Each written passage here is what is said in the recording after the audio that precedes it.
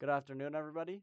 Today is April 7th, 2025, and we have a lot going on with our storm system. Starting off with snowfall up in Maine and up there, that's going to cause some driving problems, with a strong low pressure system that's sending out freeze warnings in places that don't freeze this time of year. And then also some of the last bit of severe weather for a little while. And let's break it down.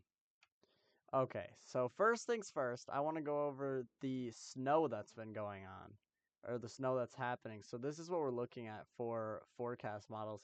But it looks like we got a lot going on up in the Northeast, with a ton of snow being dropped here up towards New England and the Great Lakes and stuff like that up here. Just a ton of snow that it shouldn't stay for long, but it is going to cause some driving problems and a lot of difficulties seeing far distances.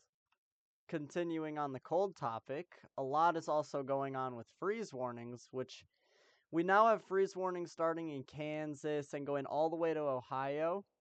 These are places that don't normally get freeze warnings this year, but we have a huge low pressure system that's bringing in a cold front that's absolutely wiping through, making the National Weather Service have to issue freeze warnings, and it's going to threaten a lot of crop growth that it was planted earlier in the year that will now be killed by this frozen uh, cold temperatures. Now, moving slightly farther away from the cold topic, we have severe weather that's still going on right now. With the day one outlook, we have a 5% right now, but these storms up here this is going to be North Carolina, have a severe thunderstorm warning with 1 inch size hail at the moment. These storms are all going to move off to the northeast, and I think the biggest concern area, which the storms are now moving off of, was going to be this right on the edge here, and even I'd keep an eye up on North Carolina up here, just to keep your eyes open due to the fact that we do have a couple severe storms up there. They don't seem to be very discreet, and they seem to be a little bunched up, which may lower the tornado threat significantly, but still not zero, so it's something to keep your eyes on. Okay, back on the severe weather topic, we're looking at the closer, near, and even farther out forecast. Here's today, April 7th. Just a slight risk, 2 out of 5. This is going a long, narrow line up the East Coast. And then tornado, we got a small 5% just in northern Florida and southeastern Georgia, with a huge 2% going through South Carolina, Georgia, Florida, and North Carolina.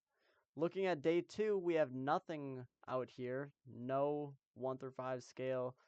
Day 3 is nothing, and then even looking at day 4 through 8, nothing has been put out so far, meaning we're looking at a pretty clean and empty weekend when it comes to severe weather over the next couple of days. So don't expect any big storms anytime soon. I also want to take a second to go look at our past outbreaks that we've had going on so far, starting all the way back at March 30th, with 44 tornado reports. And then one of the biggest ones this year, April 2nd, 73 tornado reports. This is now the second, we have 30 confirmed tornadoes. This is the second highest outbreak.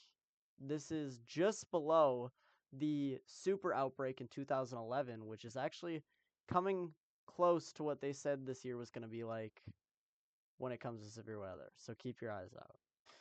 And then the reason for all this severe weather that we're not going to be having for the next while is actually this big warm temperature that's going to be in the west. So when you have warm air in the west and cold air in the east, severe weather gets blocked from making it to a place to where it can be a severe storm. So for example, if we wanted severe weather, the cold air would have to be in the west and the warm air would have to be in the east. Just something for you guys who don't know much about storms to look out for to keep staying prepared for storm season.